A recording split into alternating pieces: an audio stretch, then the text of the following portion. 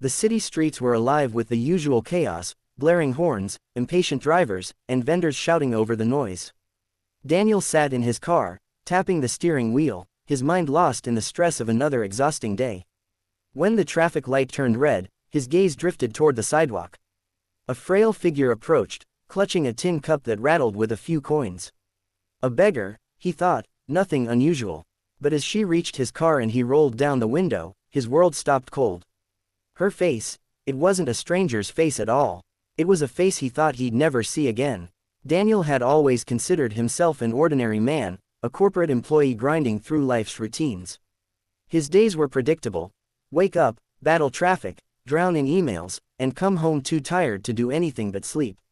It wasn't the life he dreamed of, but it was stable. Or at least, it seemed that way until that evening when one glance shattered the illusion of control he thought he had. He was on his way back from the office, drained and irritable. The rain had just stopped, leaving puddles that mirrored the city's neon lights.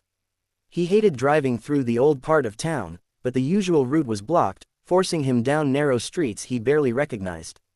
The buildings here were tired, their walls stained with time, and the people seemed to carry stories carved into their faces. Daniel slowed as he approached a traffic signal that had just turned red. He sighed, leaning back in his seat, watching drops of water slide lazily across the windshield. That's when he noticed her, a thin figure in tattered clothes, her hands trembling as she clutched a small metal cup. The sound of coins inside it was faint, almost apologetic. She moved from car to car with hesitant steps, bowing slightly every time a window rolled up without acknowledgement. Something about her posture tugged at him. There was no aggression, no rehearsed desperation, just quiet endurance. Daniel wasn't in the habit of giving money to beggars. Not because he didn't care, but because he believed most of them weren't real victims. Years of headlines about scams had hardened him. Yet, when she reached his car, something strange happened. He felt an inexplicable urge to lower the window. Maybe it was her silence. She didn't knock on the glass or speak, just stood there with downcast eyes, as if she was afraid of being seen. Daniel pressed the button, and the window slid down with a soft hum. He reached into his wallet, fingers brushing a few crumpled bills. But when he lifted his gaze to hand them over, his breath caught. The face looking back at him was pale, thin, and framed by damp strands of hair. Her eyes, God, those eyes. He knew them, not because they were familiar in a vague, déjà vu way, but because they belonged to someone who had once been his entire world. Anna. The name stumbled out of his mouth before his brain caught up. Her eyes widened in shock, mirroring his disbelief. The tin cup slipped from her fingers and clattered against the pavement, spilling coins that rolled into dirty puddles. For a moment, time froze. The traffic noise faded, the impatient honking of cars behind him became a distant echo. There was only Daniel and Anna, two lives colliding again after years of silence, under circumstances neither could have imagined. She opened her mouth, as if to speak, but no words came out. Tears welled up in her eyes, and Daniel felt a chill crawl down his spine. The woman begging on the street wasn't just anyone, she was his sister. The sister he hadn't seen in 10 years. He stared at her in disbelief, trying to make sense of what he was seeing. Anna, his little sister, the girl who used to follow him everywhere, now standing in rags on a filthy street corner. It felt like a cruel trick played by fate. Anna, what happened? He whispered, his voice barely audible over the angry honking from behind. The driver in the car behind him leaned out, yelling profanities for him to move. Daniel ignored it, still frozen in shock. Anna's lips trembled. She didn't answer, didn't even seem capable of it. She only shook her head slowly, as if words were too heavy for her. Daniel's heart pounded against his ribs. He glanced around, noticing the growing impatience of other drivers. With trembling fingers, he unlocked the door. "Get in," he urged. Anna hesitated for a second, then nodded, slipping into the passenger seat. The smell of damp clothes and exhaustion filled the car. Daniel quickly pulled away, his mind a whirlwind of confusion. The silence between them was deafening. He kept stealing glances at her, still not fully convinced this wasn't some vivid nightmare. Her once bright face was now hollow, shadows etched deep beneath her eyes. Her hands were rough, marked by cold and hunger. Finally, he found his voice. "Where have you been all these years?" Anna didn't answer right away. She stared out the window, watching the world blur past as if afraid to look at him. When she finally spoke, Her voice was brittle, like glass on the verge of shattering. "I didn't think you'd ever want to see me again." The words hit him like a punch to the gut. He gripped the steering wheel tighter. "What are you talking about? You disappeared. One day you were gone, Anna. I searched for you. I thought you were dead." Her eyes glistened, and she let out a bitter laugh that wasn't really a laugh at all. Dead might have been easier. Daniel swallowed hard, his mind flashing back to the day she vanished. 10 years ago, their father had died suddenly, leaving them both devastated. Anna had been barely 20, and Daniel, just a few years older, had tried to keep everything together. But then, one night, she was gone. No note, no calls, just gone. He had blamed himself for years, thinking he had failed to protect her. And now here she was, sitting beside him like a ghost resurrected. "Tell me," he pleaded. "Please, Anna, what happened to you?" She turned to him then, her eyes brimming with pain he couldn't comprehend. "You don't want to know, Daniel." "Yes, I do." His voice cracked. "You're my sister." Anna looked away again, her hands clutching the frayed edge of her sleeve. When she finally spoke, her voice was almost a whisper. "I made mistakes, big ones, and once you fall far enough, no one pulls you back." Daniel felt his throat tighten. He wanted to argue, to tell her she was wrong, that he would pull her back no matter how far she had fallen. But before he could say a word, Anna broke down. Silent tears streamed down her cheeks, and her frail shoulders shook with sobs she had probably held in for years. Daniel reached over and gently placed his hand on hers. "You're not alone anymore," he said softly, even though a part of him feared he was too late. The car rolled through the city streets in heavy silence, each passing light painting fleeting shadows across their faces. Daniel couldn't stop glancing at Anna, afraid she might vanish if he blinked too long. 10 years of wondering, 10 years of unanswered questions, and now she was right here, but broken in a way that terrified him. "Anna," he began carefully, "I don't care what happened. I just need to know you're safe now. We can figure out the rest later." She shook her head slowly. "Safe?" A hollow smile tugged at her lips. "People like me don't get safe anymore." Daniel's grip on the steering wheel tightened. "Stop saying that. You're my sister. You always have a way back. You just need help. And I can help you." Her eyes flickered with something, maybe hope, maybe disbelief. She didn't answer. Instead, she pulled her knees up slightly, curling into herself like a child trying to disappear. Daniel's chest ached at the sight. What had the world done to her?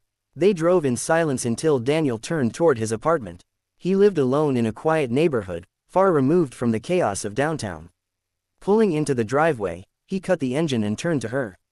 "Come inside, please." Anna hesitated, her fingers twisting nervously. "Daniel, I don't want to ruin your life." "You could never ruin my life," he said firmly. "Your family." Those words seemed to break something inside her. She nodded weakly, and he helped her out of the car. Her steps were slow, her body trembling as if the ground itself was foreign. Daniel unlocked the door and led her inside.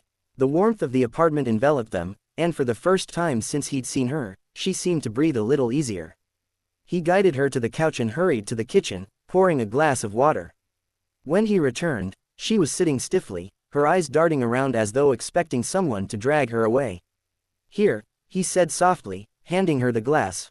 She took it with both hands, drinking greedily before setting it down with a quiet clink.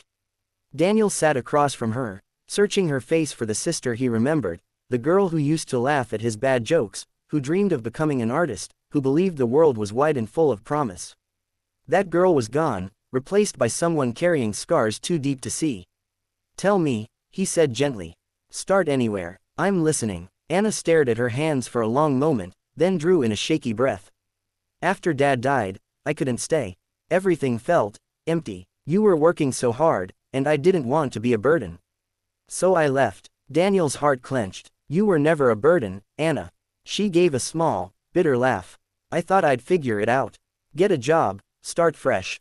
But things didn't go that way. I trusted the wrong people.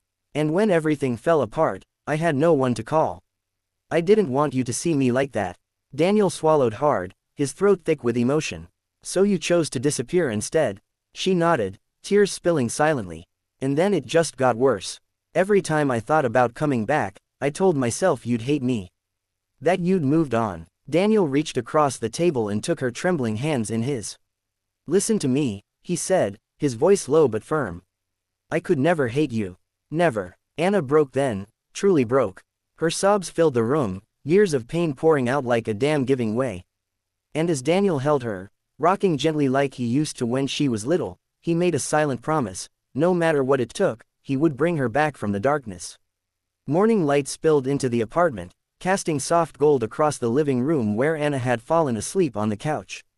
Daniel stood quietly by the window, sipping coffee and staring out at the stillness of dawn. Sleep had eluded him all night. His mind kept replaying every word she'd said, every tear she'd shed. He looked at her now, curled under a blanket he'd found in the closet, her face streaked from crying. She looked so fragile, like one wrong move could shatter her completely. And yet, she was here. Alive. That was enough to start with. When she stirred awake, Daniel greeted her with a gentle smile. Morning. How do you feel? Like I don't belong here, she murmured, sitting up slowly. You belong with me, he said firmly. Always. Her eyes welled again, but she blinked the tears away. Daniel, you don't know everything. If you did, you wouldn't want me here. Then tell me, he replied. Whatever it is, we'll face it. Together. Anna hesitated, twisting the blanket in her hands. Then, with a shaky breath, she spoke. The people I trusted, they weren't good people. They dragged me into things I can't undo. Drugs. Debt. I ran when it got too dangerous, but they're still out there.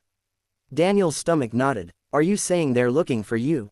She nodded. If they find me, they won't just hurt me. They'll hurt anyone who helps me. For a moment, fear coiled in his chest. But then he looked at her, the girl who once believed in fairy tales, now living a nightmare, and his resolve hardened. Let them try, he said quietly. I'm not letting you go back to that life. Anna's lips trembled. You can't save me, Daniel. Yes, I can, he said, his voice steady. Because you're my sister. And I don't care how dark it gets, I'll fight until you see the light again. She broke into tears once more, but this time they were different, less of despair, more of release. For the first time in years, she wasn't alone. Over the next few days, Daniel made calls, contacted lawyers, and even reached out to an old friend in law enforcement. He didn't care about the risks. He wanted Anna free, safe, and whole again. Slowly, trust began to bloom between them, fragile but real. Anna started eating again, sleeping without fear, and even smiling, small, tentative smiles that felt like glimpses of the girl she used to be. One evening, as they sat on the balcony watching the sun dip below the horizon, Anna whispered, "Do you think I can ever be normal again?" Daniel turned to her, his voice full of quiet certainty. You don't need to be who you were. You just need to be you. And I'll be here for every step of that. She leaned her head on his shoulder, and for the first time in a decade, Daniel felt something he thought he'd lost forever, hope. The road ahead would be hard, full of shadows from the past. But as the city lights flickered on below, Daniel knew one thing with absolute clarity. He had opened his window to a beggar that night and found his sister instead. And that was the beginning of their second chance.